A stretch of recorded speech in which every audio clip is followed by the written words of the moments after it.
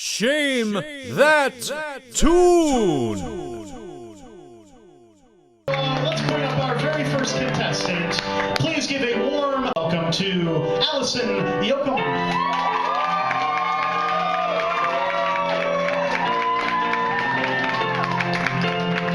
Okay, Alison, spin the wheel. Audience, shout out what you hope comes up on the wheel. Star Spangled Banner. I believe I can fly.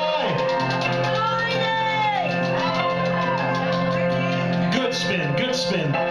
Where is it going to... Spin again!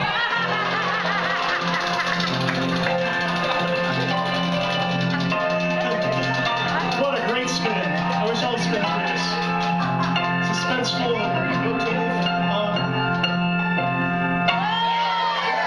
Put me in, coach.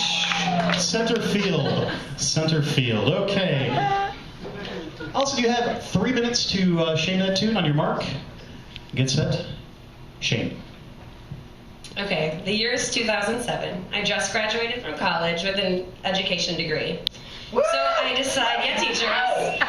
So I decide to travel. I don't have a job yet, so I decide to travel to a country in West Africa called Liberia.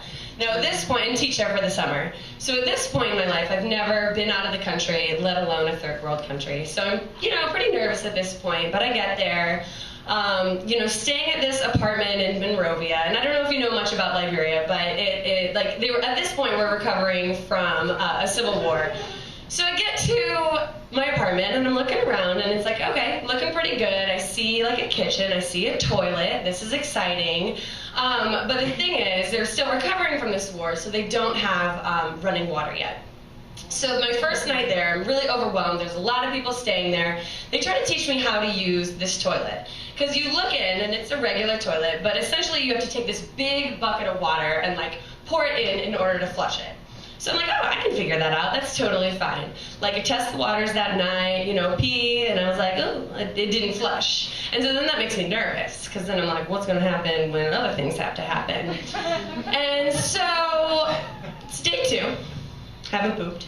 Day 3, still haven't pooped. Day 4, it's like, I know I have to poop, but I'm so scared because like I can't be that girl that like poops in the toilet and leaves it in there. That's like really unkind of me. And so, it's probably day 6 or so where I have to do it, I'm like in my room and the moment comes where it's like, it's a serious problem. It's a little prairie dog issue. And so I'm like, all right, I'll just have to do this and then figure out what to do with the toilet situation when I get there. But I look out into the bathroom and there's somebody in there. But this is such an emergency where I can hold it no longer. This is me alone in my room, thinking that this is gonna help. It doesn't. And then I have a call to make. Do I poop in the corner of the room? I can't do that. So luckily I ruffle through my suitcase and I'd gotten something at CVS that night, or not that night, before I went there. So I pull out the CVS bag, and in one of the lowest moments of my life, I poop in the CVS bag. Which, cool, that's cool. I feel better, it's good. But then I've reached this point of, what do I do with this bag? There's no sanitary, system in place in rural Liberia. I can't just, take it to the garbage, take it to the trash. So in a moment of true shame, I step off to the balcony and I just hurl my poop in my CVS bag out the window. And guess what? There's no CVS's in Liberia. And there's really no American white girls in Liberia at this time. So walking through the streets of Liberia, if anybody found that CVS bag full of my shit, I'm pretty sure they'd know it was me. Alison Yocum,